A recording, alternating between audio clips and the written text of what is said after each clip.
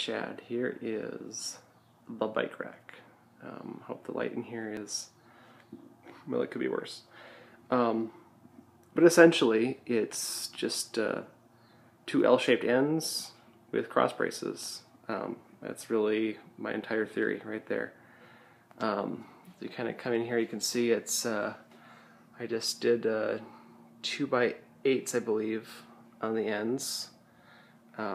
And I cut them so it's basically just over 6 feet, I think, high, and the rest of the piece basically was the foot, so about a little under 4.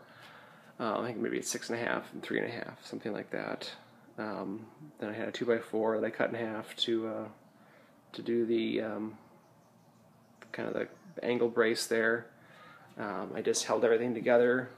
I drilled them and ran carriage bolts through at the various points. You can see down in the, I think I did 3 of them there for good measure. And then at this kind of junction here, I actually spaced it with a piece of 2x4 and I think just ran wood screws through.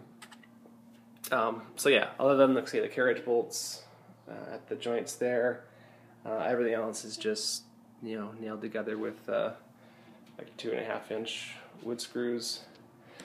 And then once I had the ends assembled, I just did cross braces. I did a 6-foot wide unit. I had thought about going a little wider, but it seemed enough to do the kind of the core of our bikes. So what ended up happening is at the very top, I did a cross piece with a 2x6, and then pre-drilled and put in these rubber-coated bicycle hooks that are fairly inexpensive at Menards or someplace like that. I found that with the 6-foot wide, I had enough to do 1 in the center and 2 on the edges, so kind of 3, and then kind of did a middle piece with 2 more to fit in the gaps. Immediately found that even with the hook centered, I had to add a second board right below that to kind of give the wheel a place to rest. Without that second board, it just kind of rolled right under the piece with the hook in it and did not hang at all well. So I ended up having to get that second board right away, and then I was able to position this board down here to kind of be centered on the rear wheel.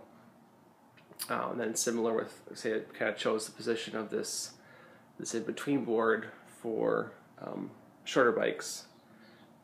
This is not a good example here, but a regular kid-sized bike landed there pretty well on that lower board too.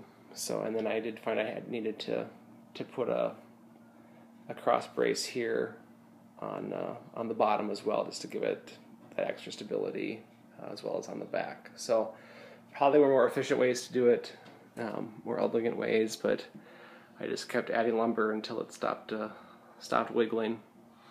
If you had a garage wall, I would say you could probably do away with you wouldn't have to make it freestanding. You could just put some cross pieces right on your studs if you had access to them, and add hooks accordingly, and it'd be probably a heck of a lot simpler. But that's what I did.